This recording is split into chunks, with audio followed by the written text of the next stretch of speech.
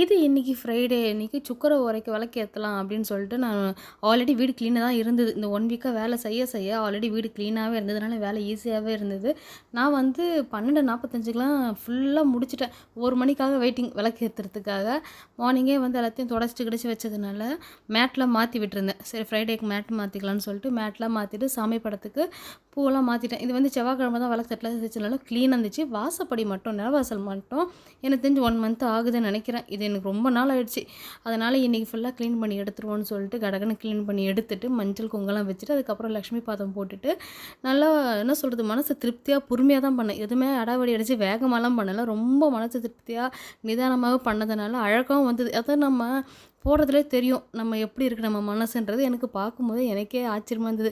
பரவாயில்ல இன்றைக்கி இவ்வளோ பொறுமையாக நிதானமாக போட்டுட்டுமேன்ற மாதிரி.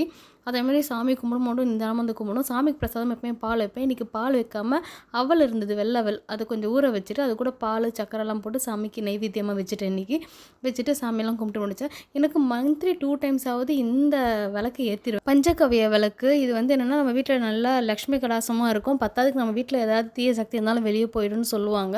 இது ஏற்றி வைக்கும்போது நல்லா வந்து ஒரு ஹோமம் பண்ண அளவுக்கு சக்தி கிடைக்கும்னு சொல்கிறாங்க. இதோட லாங் வீடியோ வர்றேன் பாருங்கள். இன்றைக்கான வீடியோவில் தான் பாய்.